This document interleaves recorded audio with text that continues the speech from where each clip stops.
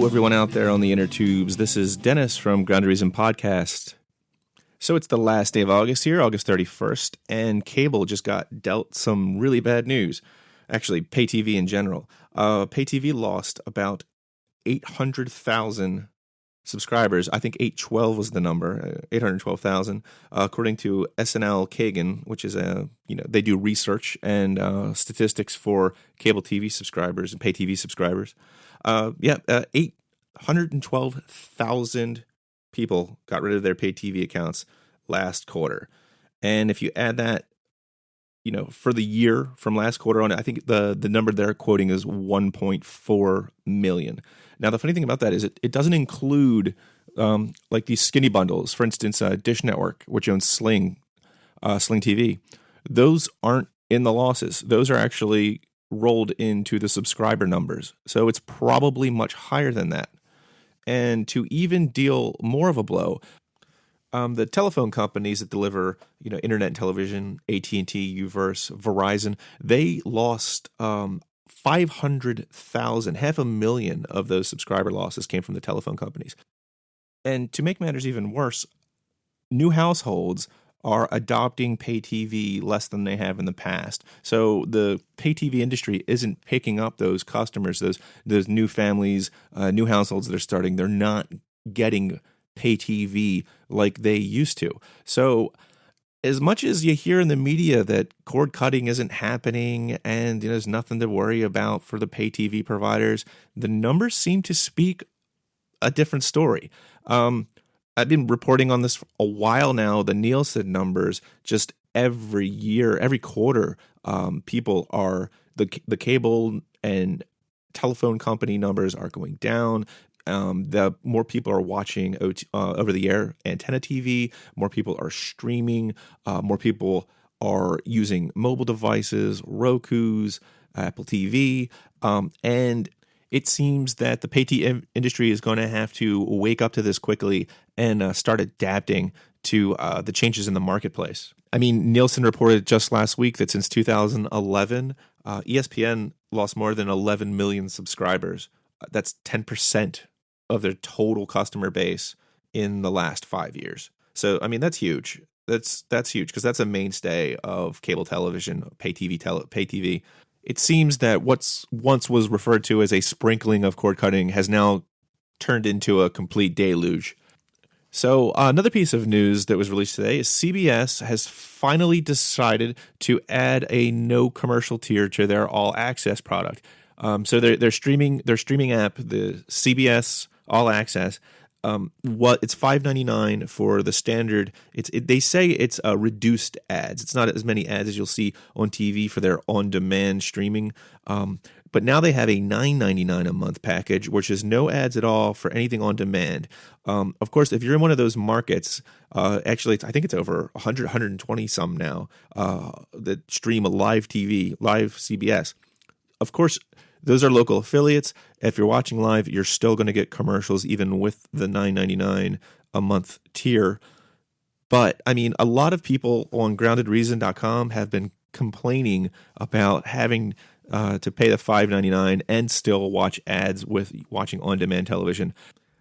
To me, $9.99 seems a bit pricey, but if you watch a lot of CBS on demand, and especially now with the new Star Trek series that's coming out in January is only going to be on CBS All Access, and there's also the Good Wife spinoff. So there's two exclusive pieces of content on CBS All Access. You may want to get that $9.99, no commercials, save yourself some time. I mean, if you're watching, an hour of CBS a night, that's roughly, 15 minutes of commercials a day.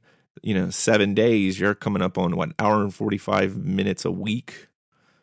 Times that by 52, you're into a couple days of continuous commercial watching. So, maybe it might make sense to spend an extra $4 a month and get those couple days back. And lastly, I want to talk about Netflix. I mean, it is the end of the month. We got some new content coming out in September. But most importantly, it was announced that Stranger Things, and if you haven't seen Stranger Things yet, you'll really need to check it out, especially if you grew up in the period where I did, where, you grew up in Spielberg's E.T., Stephen King, those Goonies. It took all those movies, those genres, and kind of mushed them into an 8-hour long form movie, and it's fantastic. I really, really enjoyed it. Well, today they announced that they are going to do a season 2, and it will air on Netflix in 2017. So that's really great news. I expected that to happen because it was such a great show and it had such a warm reception, and everybody I talked to really loved it. Winona Ryder was fantastic, and I was a big fan of hers, growing up. So I, for one, will be looking forward to that. It was also announced that Genji Kohan from Weeds fame. She created Weeds, and she's doing Orange is the New Black right now. She's the creator of both those shows. Fantastic shows. I strongly recommend both of those. Weeds was on Showtime, and Orange is the New Black is a Netflix original. But she has a show, and if you grew up in the 80s, again, based on the gorgeous ladies of wrestling. That's right, the Glow Wrestling, ladies wrestling. They're going to have a show about that. I'm sure that's going to be fantastic with Genji Kohan holding the reins there. But it's going to be starring, so far they've announced Alison Brie, who I love, and amazing comedian and fellow podcaster Mark Maron. So Glow is hysterical and entertaining enough. I'm sure, this is going to be, I'm assuming this is going to be a comedy, but I can imagine it's going to be pretty friggin' hysterical. I mean, Mark Maron's hilarious, and Alison Brie knows her way around comedy very well. So I, again, for one, am very excited about that. Also, 2 big shows are hitting Netflix in September. The second season of Narcos, the Pablo Escobar-based show, is going to be premiering on September 2nd, 12:01 Pacific. And per Netflix's MO, they'll most likely release all of those on that day. Also, Luke Cage is finally, the anticipated Luke Cage is coming September 30th to Netflix. And if you've seen Jessica Jones, if you've seen Daredevil, you know that this the Marvel, especially the last season of Daredevil with the Punisher, was fantastic. Probably it is the best screen rendition of the Punisher I've ever seen. Although that bar isn't set very high. Great. Now Dolph Lundgren's never going to come on the show.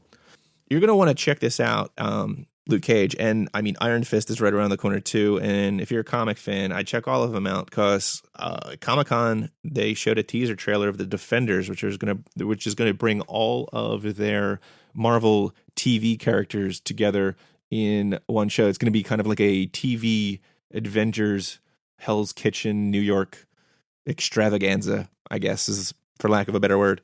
So lots of good stuff coming to Netflix in September. So I recently just opened up an email address so you can actually send email into the show. That address is podcast@groundedreason.com. Send in your comments. You got any questions, go ahead and send them in. We'll probably read a few on air. You can also tweet at Grounded Reason as usual, or go to our Facebook page, or you can leave comments on the blog at groundedreason.com/podcasts. Join Joel and I on Monday, and we'll be talking about the Internet of Things. We're going to get into Google cars, smart homes, and a lot of other fun stuff. So we'll see you then.